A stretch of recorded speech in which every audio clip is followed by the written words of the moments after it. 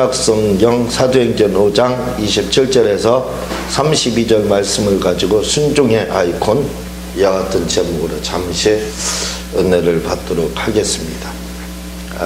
어르신들은 컴퓨터를 잘 모르시겠지만 컴퓨터의 아이콘이라는 게 있습니다. 요즘 그래서 그 말들을 많이 하죠.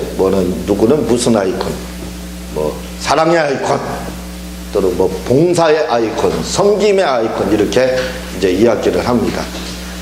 왜냐하면 지금은 이제 빌 게이츠에 의해서 윈도우가 나와가지고 거기에 컴퓨터로 들어가는 뭐라고 할까요? 뭔가 있어요. 그게 창에 있거든요. 그런 것들이 있는데 그걸 더블 클릭, 2번 클릭을 하게 되면 이제 인터넷으로 들어갈 수 있어요. 자기가 원하는 말하자면 파일과 같은 것이죠. 거기에 들어가서 얼마든지 볼 수 있는데, 옛날에는 90년도 중반 때까지만 해도 이 도스로다. 그러니까 지금처럼 윈도우 아이콘을 클릭만 해가지고 클릭을 해서 인터넷에 들어간 것이 아니라 그전에는 도스 체계였습니다. 그래서 직접 한글을 들어간다. 그러면 지금도 그게 이제 습관이 돼서 한글 94, 2014 지금 이렇게 돼 있는데, 저는 그 전에 그게 이제 돼 있어가지고 한글 하면 아래 한글 HWP 이렇게 돼 있어요. 왜냐하면 도스로 들어가서 파일 속에 또 들어가야 됩니다. HWP에 들어가면 아래 한글이 열리게 돼 있어요. 그런 식으로. 그러니까 굉장히 컴퓨터를 다루는데 복잡했죠. 그래서 컴퓨터를 다루기 위해서는 그전에는 학원을 다닌다든가 또는 어떤 기관에서 또 무료로 이렇게 도스 운영체계를 가르쳐 줬어요. 그래서 거기서 압축 파일도 만들고 이런 것들을 해가지고 다녀가지고 도스 운영체계를 배워야 컴퓨터를 다룰 수가 있었어요.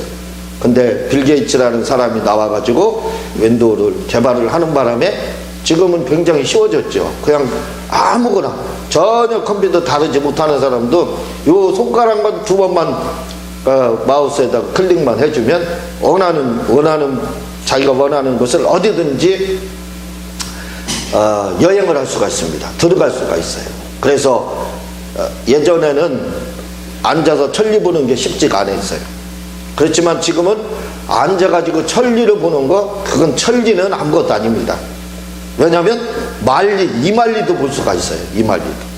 여기서 내가 필요한 게 있으면 미국에서 정보를 얻고 싶다 그러면 앉아가지고 미국까지 다 이렇게 탐색할 수 있게끔 그렇게 돼 있습니다. 근데 그것이 뭘로 다요? 아이콘으로 다 돼 있다 이거죠. 그래서 자기가 원하는 부분들을 원하면 그 아이콘을 통해서 클릭만 하게 되면 어디든지 들어갈 수 있고, 지금은 이제는 손안에 컴퓨터가 있습니다. 우리가 휴대폰 또는 핸드폰이라고 이렇게 하는데, 이 휴대폰도 지금은 컴퓨터로 다 돼 있잖아요. 그래가지고 그 컴퓨터에 앱으로 돼 있지. 그 아이콘을 또 앱이라고 이렇게 하잖아요. 그래서 그 속에 들어가게 되면 역시 이제는 집안에 있는 데스크탑이나 이런 노트북을 통해서가 아니라 휴대폰을 통해서 얼마든지 또 이렇게 자기가 원하는 것을 볼 수 있는 그러한 최첨단의 세계, 굉장히 좋은 세계가 이렇게 됐습니다. 그런 것들을 아이콘이라고 이렇게 하거든요. 그래서 순종의 아이콘, 이렇게 오늘의 말씀의 제목이 순종의 아이콘 이렇게 되어 있는데, 아이콘을 통해서 모든 것이 다 열리고 그 안으로 들어갈 수 있다 이거죠. 마찬가지로 그걸 집약된 것을 말을 합니다. 한마디로 모든 엄청난 세계를 집약시킨 것. 아까 가끔 말씀드리면 그게 이제 압축 파일과 비슷한 거죠. 그것을 아이콘이라고 하기 때문에 마치 순종의 아이콘이라고 하면 순종의 대명사, 그렇게 받아들여도 돼요. 그러니까 순종의 대표적인 사람, 그런 식으로 생각을 해도 된다 이거죠. 우리가 순종의 아이콘, 순종의 대명사 이렇게 하면 성경에서 많은 사람들이 있습니다. 이삭도 있고 야곱도 있고, 그리고 믿음의 선진들이 수도 없이 많죠. 그렇지만 가장 순종의 또 아이콘하게 되면 아브라함이에요. 아브라함을 우리가 이야기할 때 순종의 아이콘, 순종의 대명사, 아브라함 같이 순종해야 된다, 또는 뭐 이삭과 같이 순종해야 된다, 이렇게 이제 이야기를 하게 되는데, 그러면서 많은 분들이 이야기를 합니다. 아브라함은 갈대아 우루, 이건 지금 바벨론 지역이죠. 이라크 그 지역에 해당하는데, 그 우루 지역에서 하나님이 하란, 너희는 내가 지시하는 땅으로 너는 가라 해가지고 출발을 해서 하란을 거쳐서 가나안 땅에 들어왔다 이거죠. 입성했다 이겁니다. 그런데 성경은 뭐라고 이야기하냐면, 이렇게 히브리서 11장 8절에 믿음으로 아브라함은 부르심을 받을 때 순종하여 장래 기업으로 받을 땅에 나갈새 갈 바를 알지 못하고 나갔으며, 이렇게 말합니다. 사람들은, 많은 분들은 아브라함에 대해서 너무 쉽게 이야기합니다. 아브라함에 대해서 너무 쉽게 이야기해요. 갈 바를 알지 못하고 가는 것이 순종입니다, 그렇게 말을 해요. 맞아요. 이론적으로는 그게 맞습니다. 그래서 마치 남을 정죄하기 위해서, 순종하지 못하는 사람을 정죄하기 위해서 아브라함 같은 순종을 요구합니다. 그러나 정작 본인은 어떠느냐 이거예요. 그렇게 순종하느냐 이거예요. 이 갈 바를 알지 못하고 아브라함이 갈대우르에서 하란을 거쳐 가나안 땅에 들어오게 되는데, 이게 쉬운 말처럼 그렇게 간단하게 우리가 이렇게 말할 수 있는 계자가 아니라 이거예요. 이게 보통 일이 아닙니다. 이게 보통 사건이 아니에요. 저희 아버지께서 한 몇 년 전에 저희 집에서 몸이 안 좋으셔서 약간 치매 초기가 있으셔가지고 저희들이 모셔서 낮에는 저희 집에서 이제 우리 식구가 7식구라 방에 있을 곳이 없어서 밤에는 주무실 때는 우리 큰형집으로 이렇게 모셔서, 남양주에 계시니까. 그리고 우리는 낮에는 또 저희가 모시고 있고 그렇게 했습니다. 근데 아버지는 항상 주문처럼 하시는 말씀이 있었어요. 뭐냐면 집에 가야 된다. 일어나면 집에 가자. 언제 가냐? 날마다 집에 간다는 거예요. 반복해서 수도 없이 그렇게 이야기를 합니다. 제가 이 서울에 와서 지방하고는 좀 다르고 또 이렇게 촌하고는 좀 다르다는 것들을 고향과 같은 그런 곳하고는 좀 다르다는 걸 많이 느껴요. 그게 뭐냐면 여러 가지가 있지만, 서울 사람들은 자기 땅이라는 거, 내 집이라는 그 개념이 별로 없어요. 돈만 많이 주면 언제든지 말을 갈았다는 것처럼 집을 팔 생각을 가지고 있습니다. 내 집이라는 개념이 없어요. 내 건물이라는, 여기는 내 뼈를 묻을 곳이다 라는 그런 개념이 없습니다. 누구든지 어떤 사람이든지 돈만 조금 더 얹혀주면 무조건 팔게 돼 있어요. 근데 옛날 어르신들은 자녀들이 출세를 해서 서울에 집을 사놓고 그렇게 해서 아버님이나 어머님을 모시고 와서 계시라 아무리 사정을 하고 세상 말로 고사를 지내도 안 오십니다. 나는 내 집에서 내 고향에서 죽을 것이다, 그렇게 합니다. 그리고 그분들을 강제로 모셔서 이제 서울에 모시게 되게 되면 오래 살지 못하고 돌아가셔요.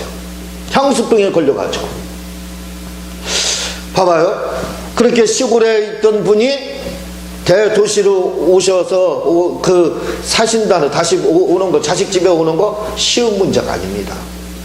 이게 얼마나 어려운지 몰라. 이게 고향을 등지고 고향을 버리고 자식 집에 와서 이제 살아야 된다는 이것이 보통 사건이 아닙니다.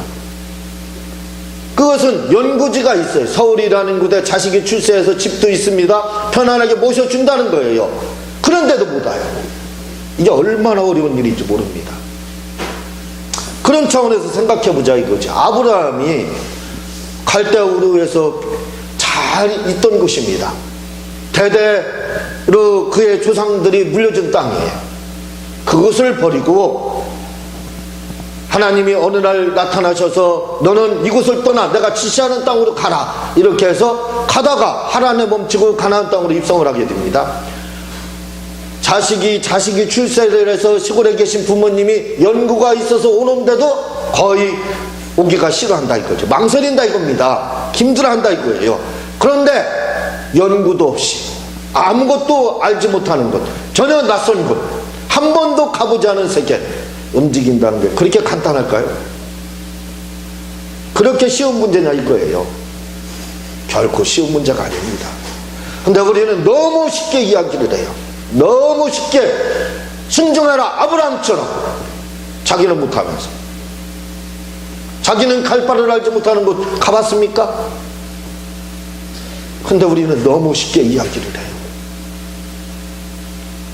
우리가 한 4년 전에 저 대전에서 서울로 오는데 막막했습니다. 제가 솔직하게 이제 고백을 하는 거예요. 지났으니까 2년 동안 제가 얼마나 두려움에 떨었는지 몰라요. 서울에 왔어도 2년 동안 과연 내 앞길이 어떻게 될까, 여기서 얼마나 버틸까, 그 두려워 그 떠는 마음으로다 그렇게 제가 2년을 지냈어요. 지금은 이제 그런 마음이 사라졌기 때문에 제가 이런 말씀을 드리는 건데, 이곳에서 오라가는 사람도 없었고 환영하는 사람도 없었고 연구지도 없었고 아무도, 사실 뭐 친척들이야 이곳에 흩어져 있지만 그렇다고 해서 나를 와서 교회 개척하러 가는 사람 아무도 없는 가운데 이렇게 와서 하는데, 저는 아브라함의 심정을 그때 알았습니다. 야, 하나님이 가라게 해서 물론 왔지만 이 갈 바를 알지 못한 가운데 아브라함이 순종해서 왔다는 이 문제가 그렇게 우리가 말처럼 쉬운 일은 아니구나. 이걸 함부로 내가 설교할 수 있는 문제가 아니구나. 이 정도의 설교를 한다는 것이 쉬운 문제가 아니구나. 남에게 순종에 대해서 이야기할 때 아브라함을 가지고 이렇게 이야기하는데 그 문제가 그렇게 쉽게 설교할 수 있는 문제가 아니라는 것을 저는 체험적으로 이렇게 느껴보았습니다. 또 사람들은 그러지요. 아브라함이 이삭을 번제로 드렸다, 그래서 그렇게 드려야 된다, 자기는 못 드리며. 이 문제가 그렇게 쉬운 문제인가요? 자녀들을 번제로 드린 분들이 있습니다. 지금도 자녀들이 아버지 부모보다 먼저 죽은 사람들, 그 사람들이 누구예요? 결국 자녀를 번제로 드린 겁니다. 번제로 드린 거나 다름이 없어요. 그 고통이라는 것이 얼마나 큰지 한번 상상이나 해봤느냐 이거예요. 부모가 죽으면 사람들은 산에다 묻는다고 그랬어요. 그러나 자식이 죽으면 어떻게 돼요? 가슴에다 묻는다고 했습니다. 이런 문제들이 과연 우리가 쉽게 이야기할 수 있는 문제냐 이거죠. 사실은 쉽게 설교할 수 있는 문제가 아닙니다. 그런데 우리는 너무 쉽게 이렇게 설교를 하는 경우가 너무 많더라 이거죠. 그러나 이러한 아브라함의 순종, 이삭의 그런 순종들을 우리는 본받을 필요가 있습니다. 그렇게 하려고 노력은 해야 된다 이거지요. 사무엘상 15장 2절에 보면은요, 사무엘이 가로되 여호와께서 번제와 다른 제사를 그 목소리 순종하는 것을 좋아하신 것 같이 좋아하시겠나이까. 순종이 제사보다 낫고 듣는 것이 수양의 기름보다 나으니, 이렇게 이야기를 하고 있는데, 여기서 우리가 너무 잘 알고 있습니다. 순종이 제사보다 낫다. 결국 그 말, 순종해야 된다. 예배 드리는 것보다 더 중요한 게 순종이다. 그렇게 이야기합니다. 이 순종이라는 말이 원어에서는 쉐마로 되어 있습니다. 쉐마라는 것은 신명기 6장의 자녀 교육의 장이지요. 들으라 이스라엘 할 때 그 듣는 거, 쉐마로 되어 있습니다. 듣는 거라는 거예요. 우리가 순종이라는 것은 바로 듣는 거라는 겁니다. 그리고 헬라어에서는 이 순종이라는 걸 휘파코로 되어 있는데, 이 말은 아래에서 듣다, 그렇게 되어 있습니다.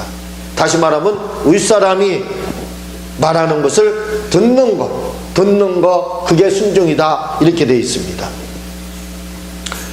여호수아 18장 1절에 보면은 이스라엘 자손의 온 회중이 실로에 모여서 거기 희막을 세웠으니 그 땅이 이미 그것들 앞에서 돌아와 복종하였습니다. 이렇게 복종에 대해서 나오고 있습니다. 성경에는 순종이라는 말과 복종이라는 말이 있는데, 복종이라는 말은 카바시, 헬라어 히브리어에서는 그렇게 되어 있습니다. 히브리어에서는 카바시 이렇게 되어 있는데 정복하다, 복종하다, 속박하다, 억압하다 이렇게 되어 있어요. 이 말의 유래는 뭘로 되어 있느냐면 짓밟다 이렇게 되어 있습니다. 짓밟다. 그러니까 복종이라는 것은 뭐냐? 복종이라고 할 때는 짓밟히는 거, 짓밟혀서 하는 거, 그게 복종이라는 거예요. 순종은 아래에서 듣는 거, 윗사람이 말하는 걸 그냥 듣는 거, 듣고 움직이는 거, 그걸 말을 합니다. 그러나 복종이라고 할 때는 다른 뜻으로 쓰인다 이거죠. 강제성이 들어갑니다. 그래서 헬라어에서도 히포타스 이렇게 되어 있는데, 이 말이 뭐냐면 굴복하다 이렇게 되어 있습니다. 복종이라는 건 뭐냐? 굴복한다 이죠. 굴복해서 하는 거예요. 마지못해 하는 거죠. 그걸 바로 복종이라고 합니다. 그런데 우리가 믿음 이렇게 할 때 믿음이라는 말이 피스티스 이렇게 되어 있는데, 제가 지금 뭔가를 말씀하기 위해서 이것저것 지금 설명을 하고 있는 거예요. 이렇게 저렇게 지금 설명을 하고 있습니다. 그런데 이 믿음이라는 말이 헬라어 피스티스 이렇게 되어 있는데, 우리가 믿음이라 할 때 믿음, 신용, 신뢰 이렇게 피스티스 이렇게 되어 있지만, 이 말이요 성경에서는 또 다르게 해석이 됩니다. 뭐라고 해석이 되냐면 순종, 충성으로 해석이 되고 있어요. 죽도록 충성하라, 이 말이 바로 피스티스 이렇게 되어 있습니다. 그러니까 순종하는 게 충성하는 게 뭐냐? 충성하는 거. 그리고 믿는다는 게 뭐냐? 믿는다는 게 바로 충성하는 것이고, 믿는다는 게 뭐냐면 바로 순종하는 것이라는 거예요. 그래서 같이 쓰이고 있습니다. 때로는 우리는 하나님 앞에 순종하는 자가 되어야 돼요. 복종하는 자가 아니라 순종하는 자가 되어야 됩니다. 제가 설명을 드렸지만, 복종이라고 하는 것은 강제성이 주어져요. 말을 듣지 않는 겁니다. 말을 너무나도 듣지 않기 때문에 어떻게 해요? 강제로 굴복을 시키는 거예요. 짓밟아가지고. 구약의 표현이 아주 적당합니다. 말을 너무 안 들으니까 어떻게 해요? 짓밟아가지고 노예를 다루듯이, 포로를 다루듯이. 이 포로 다루는 데서 나오는 겁니다. 카바시라는 게 포로를 다루는 거예요. 포로를 다루듯이 그냥 짓밟아서 말을 듣게 하는 겁니다. 그러니까 군대 용어랑은 똑같게 있죠. 주인이 종을 다루는 게 복종입니다. 이유가 없다 이거죠. 그냥 짓밟아서 무조건 복종하게 말을 듣게 만드는 것이 바로 복종이라는 거예요. 그러나 순종이라는 것은 다릅니다. 위에서 말하는 것을 듣는다는 뜻을 가지고 있다고 말씀을 드렸죠. 윗사람이 말하는 걸 듣는 겁니다. 왜? 지극히 당연한 말을 하고 있기 때문에. 그래서 순종과 복종이라는 것은 비슷하지만 다릅니다. 다시 말씀드리면 우리는 순종하는 자가 되어야 된다 이거죠. 신앙생활에서 우리는 순종하는 자가 되어야 되지 복종하는 자가 되어서는 안 된다 이거죠. 복종이라는 것은 이유도 모르고 짓밟히니까 살아남기 위해서, 살기 위해서 어쩔 수 없이 그냥 항복하는 겁니다. 알겠습니다 하고 그 말을 듣는 거예요. 그래서 군대 용어입니다. 군대는 명령에 의해서 명령에 죽고하는 거예요. 이유는 모릅니다. 내가 왜 가서 싸우다 죽어야 될지 이유도 몰라요. 그냥 명령이니까 가는 겁니다. 그게 바로 복종이에요. 그러나 순종이라는 건 그렇지 않습니다. 아버지의 마음을 하는 거예요. 아버지의 뜻을 하는 겁니다. 아버지의 그 심정을 하는 거예요. 하나님의 그 심정을 알기 때문에, 하나님이 내게 왜 이런 요구를 하는지 그걸 말씀을 듣고 아는 거예요. 알기 때문에 자발적으로 말을 듣는 겁니다. 그게 바로 순종이에요. 그러니까 우리는 순종하는 자가 되어야지 복종하는 자가 돼서는 안 됩니다. 복종하는 자라는 건 하나님의 뜻을 아무것도 모른다 이거죠. 왜 내가 예수님을 믿어야 되는지, 내가 왜 뭔가를 해야 되는지 이유도 모르고 그냥 짓밟히기 싫으니까, 노예처럼 다루기 때문에 그 다름을 받기를 싫으니까 하는 것이 뭐냐면 복종입니다. 그러나 순종은 그런 게 아니에요.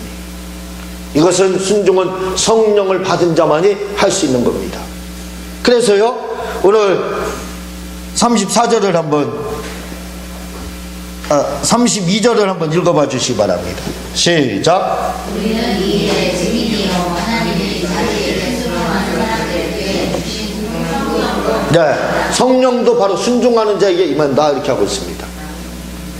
순종, 우리는 예수님을 믿되 순종하는 자가 되어야 된다 이거죠. 복종하는 자가 아니라 순종하는 자. 이것은 하나님의 심정을 알 수 있는 자만이 할 수 있는 거예요.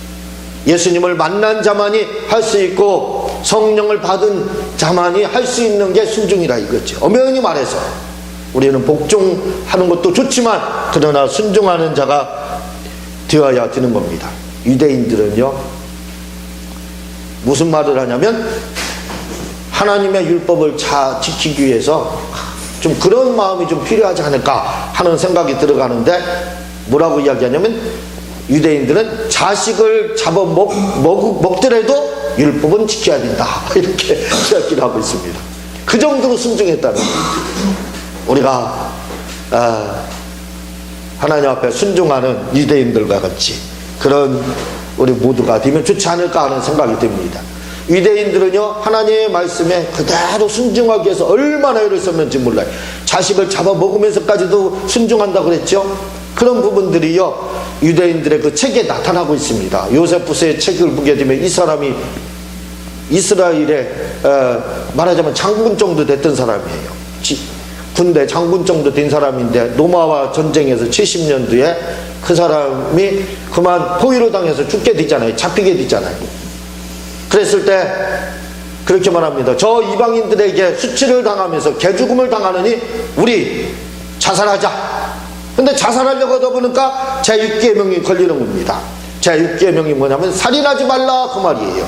유대인들은 이 살인하지 말라를 자살하지 말라로 받아들였어요. 그래서 자살을 할 수가 없는 겁니다. 그래서 40명의 병사들과 의인노를 했습니다. 어떻게 하면 죽겠느냐? 우리가 저 이방인들에게 개죽음을 당하느니 우리 서로 죽어야 되는데 우리는 자살할 수 없으니까 우리는 이렇게 하자. 서로 제비뽑기를 해서 순서를 정해가지고 뒷사람이 앞사람을 칼로 찔러 죽이자. 그러면 우리가 자살하지 않지 않느냐. 그래서 제비뽑기를 해서 39번 40번째 이렇게 요세푸스하고 그가 마지막으로 이렇게 남게 됩니다. 그래서 다른 사람들은 뒤에서 푹 찔러서 사람 자살을 하게 돼. 자살은 아니지만 어쨌든 그 비슷하게 이렇게 하게 됩니다. 마지막에 요세푸스가 그를 설득해서 항복을 해가지고 그 유대의 역사를 기록한, 예수님에 대해서 기록하고 세례 침례 요한에 대해서 기록한 그 훌륭한 책을 쓴 그 요세푸스라는 사람이 그래서 남게 되는 겁니다. 이들은 자살하지 말라, 살인하지 말라라는 말씀을 지키기 위해서 목숨을 걸고 그 말씀을 지켰다는 겁니다. 그 말씀을 그렇게 순종했다 이거죠. 우리도 그 정도는 순종을 해야 되지 않느냐 이거죠. 아브라함이 순종의 아이콘이 된 것처럼 우리도 하나님 앞에 순종의 아이콘이 될 필요가 있다는 겁니다. 예수님께서 부활 후에 우리에게 나타나셔서 말씀하셨습니다. 뭐라고 말씀하셨느냐면 너희는 성령을 받으라 숨을 내쉬며, 요한복음 20장 22절에 보면은 이 말씀을 하시고 그들을 향하여 숨을 내쉬며 이르시되 성령을 받으라 이렇게 했습니다. 그럼 우리는 순종을 하면 되는 거예요. 우리에게 있어서 내 사랑하는 주님이 성령 받으라고 했으니까 뭔가 나에게 필요하기 때문에 받으라고 했겠구나 그렇게 생각하면 얼마나 좋아요. 제가 페이스북을 하다 보니까요, 페이스북에 수많은 정보들이 막 수많은 사람들이 말이 오르락내리락 합니다. 막 수도 없이 거기서 수도 없는 사람들의 생각을 읽을 수가 있어요. 근데 그런 생각이 들 때가 많아요. 이건 말이 안 통하는 사람들이 너무나도 많다 하는 생각이 들을 때가 있습니다. 어쩌면 하나님의 말씀을 안 믿으려고 고의적으로 고범죄를 정하는 불순종의 대명사가 아이콘은 아닐까 하는 생각이 드는 사람들이 한두 명이 아니에요. 한두 명이. 그런 것들을 볼 수 있게 됩니다. 봐봐요. 주님이 우리에게 성령을 받으라 했으면 이유 불문입니다. 아니 주님이 명령을 했으면 내 마음에 들고 안 들고 그게 무슨 상관이 있습니까? 상관없어요. 나하고는. 예수님을 믿어야 천국 간다. 그건 내 마음하고 아무 상관. 천국을 가기 위해서 무조건 예수님을 믿어야 되는 거예요. 거기에 대해 어떤 내 변명이나 이런 어떤 토나 이런 거 들어갈 필요가 없는 겁니다. 주님이 그냥 하라겠으면 우리는 순종해야 됩니다. 그냥 받아들이면 되는 거예요. 복종이 바람직하진 않지만 마음에 안 들면 복종이라도 하라 이거죠. 마음에 안 들면 복종이라도 해서 순종하라 이겁니다. 그런데 성령을 받으라고 해도 이 성령에 대해서 논의가 얼마나 많은지 몰라요. 이 정도인지 몰랐어요. 페이스북을 보니까 그런 내용들이 엄청나게 나와요. 성령에 대한 이야기들이 막 올라옵니다.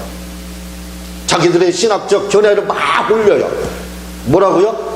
성방언은 없다 이겁니다. 결국은 그런 내용들을 신학적 견해를 막 올리고 있어요. 아니 주님이 성령을 다 받을 수 있기 때문에 받으라고 했으면 받으면 되지 뭔 말이 그렇게 맞느냐 이거죠. 난 참 이해가 안 됩니다. 그렇게 말을 많이 하느니 그냥 복종해요. 마음에 안 들으면 복종해서 하면 되는 거예요. 그러지 않으면 주님이 나에게 뭔가 성령을 받으라고 했으면 그 이유가 있겠구나. 받으면 되는 거예요. 순종하면 되는 겁니다. 그러면 되는 거예요. 그러면 신앙생활 얼마나 쉬워요. 범죄자들이요 사실은요 우리보다 얼마나 고통스럽고 힘들게 살아가는지 몰라요. 범죄를 저지르는 사람들, 악법을 행하는 사람들, 이 사람들이요 잘 살고 또는 이렇게 하기 때문에 법 없이 산다, 법을 무시하고 산다 이거죠. 그렇게 그들이 살기 때문에 쉽게 살 것 같죠. 그분들은 우리보다 고민이 더 많습니다. 왜냐하면요 법의 허점을 이용하였죠. 그러려면 얼마나 노력해야 되겠습니까? 이거 범죄도 그냥 할 수가 없는 거예요. 굉장히 힘들게 살고 있는 거예요. 사실 그들이요 우리보다 굉장히 힘듭니다. 왜? 법대로 준법자가 돼서 살면 쉬워요. 세상 사는 게 쉽습니다. 그런데 그걸 벗어나서 살려면 얼마나 고통스러운지 몰라요. 법을 알아야 거기에 허점을 누려서 거기 살고 그리고 악법을 행할 수가 있지 않습니까? 마찬가지예요. 우리가 신앙생활을 하는데도요 주님이 말씀하신 거 그냥 우리 사랑하는 주님이 명령했으니까 그래 내가 받아들이고 순종해야지 뭔가 좋은 거 주시려고 하는 걸 이렇게 하면 얼마나 좋아요. 그런데 거기에 대해서 변명을 하려고 하고 그 허점을 누려서 이야기하고 신앙생활을 하려니까 얼마나 힘들겠어요. 얼마나 힘들겠어. 그래서 그렇게 신앙생활을 불순종하면서 신앙생활하는 것은요 고통스럽습니다. 신앙생활이 얼마나 어려운지 몰라요. 그러나 신앙생활이 쉬워요. 진리가 자유케 하는 자유롭습니다. 왜? 그냥 주님이 하라가는 대로 순종하면서 하면 쉬워요. 주님이 마귀를 대적하라 했으면 대적하면 되지 거기에 대해서 이러쿵 저러쿵 수도 없는 말들이 막 나옵니다. 그걸 뭘 그렇게 복잡하게 쓰는지 모르겠어요. 그렇게 복잡하게 생각하는지 모르겠어요. 그럼 당신이 그 말을 마음에 안 들으면 복종해요. 복종해서라도 순종하라 이거죠. 그러나 그보다 더 좋은 건 그냥 하나님 주님이 이유가 있겠구나 해서 마귀를 대적하는 축사생활을 하면 되는 거예요. 그럼 얼마나 쉽습니까 신앙생활이. 근데 우리는 너무 어렵게 신앙생활 범죄자처럼 범죄자가 범죄를 저질러 얼마나 힘들게 범죄를 저질렀는지 몰라요. 그 틈을 누려서 해야 되기 때문에 그렇게 신앙생활해서는 우리는 안 된다 이거죠. 그냥 아브라함처럼 갈 바를 알지 못하게 하고 갔어요. 이유가 있습니다. 하나님이 뭔가 나에게 이유가 있다. 뭔가 좋은 것을 주시기 위해서 하라겠으니까 내가 가야지. 이런 아브라함의 마음을 가지고 우리가 순종을 해야 된다 이거예요. 아브라함이 그런 마음으로 순종의 아이콘이 된 것처럼 우리도 아브라함처럼 주님이 하라겠으면 그냥 뭔가 좋은 거 주시게 이렇게 생각하면 된다 이거죠. 유대인의 격언 중에 무슨 말이 있느냐면 하나님은 밝은 사람, 낙관적인 사람에게 복을 주신다. 그를 축복하신다. 이러한 격언이 있습니다. 우리가 좀 하나님의 말씀에 뭔가 이렇게 긍정적으로 생각하며 순종하는 우리 모두가 좀 되기를. 그래서 순종의 아이콘 하면 이제 아브라함은 옛날 사람이니까 가세요. 제가 그 순종의 아이콘이 되겠습니다 하는 우리 모두 순종의 아이콘이 되시기를 주님의 이름으로 부탁을 드립니다. 자, 이 시간 우리 한번 주여